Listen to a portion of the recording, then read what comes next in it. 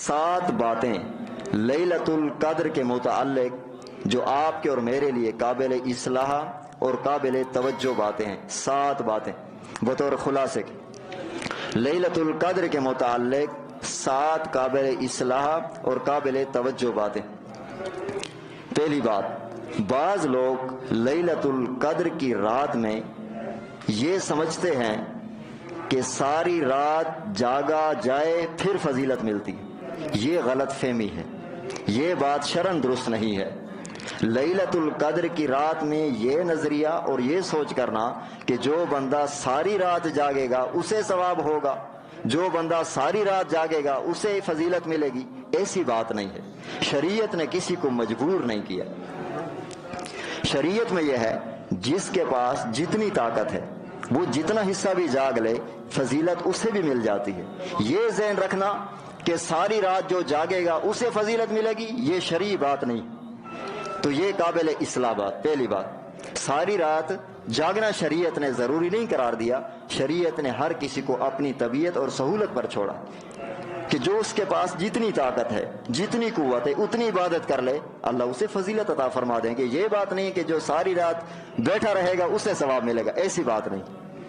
دوسری بات، بعض لوگ لیلۃ القدر کے متعلق صرف اور صرف نبی کریم صلی اللہ علیہ وسلم نے تمام طاق راتوں کی فضیلت بیان فرمائی ہے، 21، 23، 25، 27، 29. اور کچھ لوگ لیلۃ القدر کے متعلق دوسری قابل اصلاح بات کہ صرف 27 رمضان کی رات میں وہ لوگ عبادت بھی کرتے ہیں، رات کو جاگتے بھی ہیں، اس کے علاوہ باقی طاق راتوں کو نظر انداز کر دیتے ہیں. یہ بھی قابل اصلاح بات ہے. نبی کریم صلی اللہ علیہ وسلم نے جب کسی رات کی تعیین نہیں فرمائی تو پھر آپ اور میں نے 27 کو کیسے خاص کر لیا ہے جب شریعت نے خاص نہیں کیا؟ تو بعض لوگوں کا صرف 27 رمضان میں جاگ لینا اور باقی طاق راتوں کو نبی کریم صلی اللہ علیہ وسلم کے باقی اتنے دنوں میں عبادت کو نظر انداز کر دینا، یہ آپ کے میرے لیے قابل اصلاح بات ہے. 2 باتیں ہو گئی. تیسری بات، بعض لوگ لیلۃ القدر کے متعلق صرف جاگنے کو عبادت سمجھتے ہیں. کچھ لوگ نسوار کرتے رہتے ہیں، کچھ لوگ سرگٹ کے ذریعے، کچھ لوگ گپ شپ کر کے کہ ہم نے جاگنا ہے. تو شریعت نے صرف جاگنے کا حکم نہیں دیا کہ جاگنے پر نہیں بلکہ عبادت پر فضیلت. آپ کا جاگنا اللہ کے حکم کے مطابق ہو، آپ کا جاگنا عبادت، آپ کا سونا، آپ کا اور میرا سونا اللہ کے حکم کے مطابق، تو اس وقت آپ کا میرا سونا بھی عبادت بن جاتا. تو اس لیے صرف جاگ لینا اور جاگنے کو ہی عبادت کا نام دینا ایسی بات نہیں ہے. یہ بھی قابل اصلاح بات ہے جو لیلۃ القدر کے متعلق ہمارے معاشرے میں کہ ہم صرف جاگتے ہیں، چاہے جیسے بھی ہو، گپ شپ لگا کے ہم نے جاگنا ہے. جاگنے کی شریعت نے بات نہیں کی، عبادت کی بات کی. چوتھی بات، لیلۃ القدر کے متعلق ہمارے معاشرے کے کچھ لوگ یہ سمجھتے ہیں کہ شاید کہ اس رات میں اگر مسجد میں عبادت کی جائے تو اللہ قبول فرماتے ہیں، گھر میں بندہ عبادت نہیں کر سکتا. ایسی بات نہیں. ہاں یہ بات اپنی جگہ برحق ہے کہ مردوں کے لیے فرض نماز اللہ نے مسجد میں رکھی ہے، عورتیں گھروں میں نماز پڑھتی ہیں، یہ الگ بات. لیکن نبی کریم صلی اللہ علیہ وسلم سنت اور نفل گھر میں بھی پڑھتے تھے. تو قابل اصلاح بات چوتھی بات کہ لیلۃ القدر میں یہ ذہن رکھنا کہ اگر مسجد میں جائیں گے تو عبادت کریں گے، گھر میں ہوں گے تو عبادت نہیں کریں گے، ایسی بات نہیں. آپ کے پاس سہولت ہے، مسجد میں عبادت کر سکتے ہیں، تب بھی آپ کو اچھی بات ہے. اگر آپ کو اپنے گھر میں سہولت میسر ہے، وہاں عبادت کر لیں، پھر بھی پورا ثواب ہے. ثواب میں کوئی کمی نہیں ہے، چاہے مسجد میں کرے یا گھر میں کرے. ہاں جہاں آپ کو سہولت ہو وہاں جا سکتے. صرف یہ ذہن رکھنا کہ مسجد میں جائیں گے تو عبادت کریں گے، گھر میں بیٹھ رہیں گے تو نہیں کریں گے، ایسی بات نہیں. چوتھی بات جو قابل اصلاح بات ہے کہ ایسی بات جہاں آپ کو سہولت ہو، میسر ہو، وہاں آپ لیلۃ القدر کی رات میں عبادت کریں، اللہ آپ کو وہ فضیلت عطا فرما دے گا جو مسجد میں ملی تھی. پانچویں بات، بعض لوگ لیلۃ القدر میں علامات اور نشانیوں کی فکر میں رہتے کہ روشنی ہوگی. اور کچھ لوگوں کے اندر ایسی باتیں بھی مشہور ہیں کہ اس رات میں درخت سارے سجدے میں گر جاتے ہیں، اور یہ بھی مشہور ہے اس رات میں پانی سارا دودھ بن جاتا ہے. مفسرین کرام نے لکھا ان باتوں کا جو معاشرے میں ایسی مشہور ہے، شریعت میں اس کا کوئی ثبوت نہیں. تو پانچویں قابل اصلاح بات لیلۃ القدر کے متعلق، اس رات میں ہمارے لیے حکم کیا ہے کہ ہم اس رات کی فضیلت، اس رات کی روشنی پر، اس رات کی علامات پر فضیلت موقوف نہیں ہے کہ کوئی روشنی دیکھے گا تو اسے ثواب ملے گا، کوئی مشاہدہ وہ کرے گا تو اسے اجر ملے گا۔ شریعت نے علامات پر اور روشنی پر اس رات کی فضیلت کو موقوف نہیں رکھا۔ اگر کسی، یہ اللہ کی مرضی، اگر کسی پر کوئی چیز ظاہر فرما دے اور کسی پر ظاہر نہ فرما دے اور ہر ایک پر ظاہر ہو جانا، شریعت میں ایسی بات نہیں۔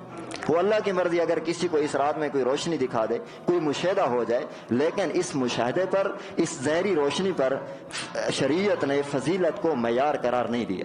بس آپ کا مجھے حکم ہے کہ ہم ان علامات اور روشنی اور لوگوں میں من گھڑت باتوں کے پیچھے پڑنے کے بجائے اپنی عبادت کو توجہ دیں۔ بس جس نے بھی ان طاق راتوں میں عبادت کی، اللہ اسے فضیلت عطا فرما دے گا، بھلے اسے کچھ نظر آئے یا نہ آئے۔ تو شریعت نے اس رات کی فضیلت کو کسی روشنی پر، کسی علامت پر موقوف نہیں رکھا۔ ہم روزانہ نماز پڑھتے ہیں، کس نے کون سی علامت دیکھی ہے کہ ہماری نماز قبول؟ زکوٰۃ بھی دیتے ہیں، کس نے علامت دیکھی ہے کہ ہماری زکوٰۃ قبول ہے؟ تو اس لیے شریعت نے اس رات کی فضیلت ملنے پر کسی روشنی کو، کسی مشاہدے کو موقوف نہیں رکھا۔ اللہ کسی پر زہر فرما دے تو رحیم ذات ہے، زہر نہ فرمائے تو اپنی عبادت میں توجہ کرنی چاہیے، اس کی فکر میں نہیں پڑنا چاہیے۔ بعض لوگ بیر کھڑے ہو جاتے ہیں، نفل بھی پڑھتے ہیں، اوپر دیکھتے ہیں روشنی ابھی تک تو نہیں ہے، ایسی بات نہیں۔ اس لیے وہ باتیں یہ ہم خود نہیں بنا کے آتے، یہ باتیں محققین، محدثین نے لکھی ہیں اور عوام کے جو چیزیں رائج ہوتی رہیں، علماء لکھتے رہے۔ اس لیے پانچویں بات قابل اصلاح جو لیلۃ القدر کے متعلق تھی۔ چھٹی بات، بعض لوگ لیلۃ القدر کی رات میں مخصوص طریقے سے اور مخصوص طریقے سے نوافل کی جماعت کرتے ہیں۔ شریعت میں نوافل کی جماعت نہیں ہے، شریعت میں نوافل کی جماعت نہیں ہے، اور لیلۃ القدر کی رات میں شریعت نے کوئی خاص طریقہ، کوئی خاص نفل امت کو نہیں بتایا۔ شریعت نے ہر بندے کی اپنی طبیعت پر، انفرادی طور پر اپنی طبیعت کے ذوق پر چھوڑ دیا، جس کا جو دل کرے وہ کرے، پابند نہیں کیا کہ کیا کرے گا، جس کا جو دل کرے تلاوت کرے، ذکر کرے، نفل پڑھے، عبادت کرے، استغفار کرے، توبہ کرے، جو بھی کرے انفرادی کرے۔ اجتماعی طور پر اکٹھے مل کر نوافل کی جماعت کرنا شریعت میں نہیں ہے۔ بعض لوگوں نے اپنی طرف سے اکٹھے ہو کر اور اس میں جو ہے نا مخصوص طریقے سے نوافل بتائے جاتے ہیں، ایسی کوئی بات نہیں۔ شریعت نے ہر کسی کو اپنی سہولت پر چھوڑا۔ شریعت میں تو آسانی، مشکل تو ہم نے خود ہی بنائی ہے۔ چھٹی بات، ساتویں بات لیلۃ القدر کے متعلق، بعض لوگ لیلۃ القدر کی رات میں جاگتے ہیں، عبادت بھی کرتے ہیں، پھر کیا ہوتا ہے؟ صبح کی نماز یا تو قضا ہو گئی، نمبر 2 نماز پڑھی لیکن جماعت چھوڑ دی اس لیے کہ رات کو جاگ رہا تھا۔ تیسری بات، یا تو پھر وہ صبح کی نماز میں نیند میں ہوتا ہے۔ علماء نے لکھا یہ تینوں باتیں قابل اصلاح ہیں۔ آپ اتنا جاگیں جس کی وجہ سے آپ کی نماز تو قضا نہ ہو، آپ ادھر نفل پڑھ رہے ہیں، ادھر سے فرض قضا ہو رہا ہے، آپ ادھر نفل پڑھ رہے ہیں اور ادھر سے آپ کی جماعت جو فرض ہے، واجب ہے، وہ چھوٹ رہی ہے، اور جو فرض نماز میں خشوع ضروری تھا وہ تو خشوع تو آپ سے چلا گیا۔ بعض صحابہ فرماتے ہیں نماز میں خشوع نہ تو نماز نہیں ہوتی۔ اس لیے یہ تینوں باتوں کی توجہ کی آپ اتنا جاگیں جتنی آپ کے اندر طاقت ہے، جس سے آپ کی نماز قضا بھی نہ ہو، جماعت بھی نہ چھوٹے اور نماز کے اندر نیند بھی نہ ہو۔ فرض نماز میں کوتاہی آ رہی ہے نوافل کی وجہ سے، تو آپ کے پاس رات کو جتنی طاقت ہے اس کا بہتر طریقہ یہ ہے، رات تراویح پڑھنے کے بعد، اگر آپ پہلے تراویح نہیں پڑھتے اس دن تو پڑھ لیں، تراویح کی نماز پڑھ لیں، اس کے بعد تھوڑی بہت جتنی آپ کے پاس طاقت عبادت کر لیں، سو جائیں، صبح تہجد کے لیے پھر اٹھ جائیں، صبح اور عشاء کی نماز تکبیر اولیٰ کے ساتھ پڑھ لیں، آپ کو فضیلت مل جائے گی۔ تو جتنی آپ کے پاس طاقت اتنی کرنی چاہیے۔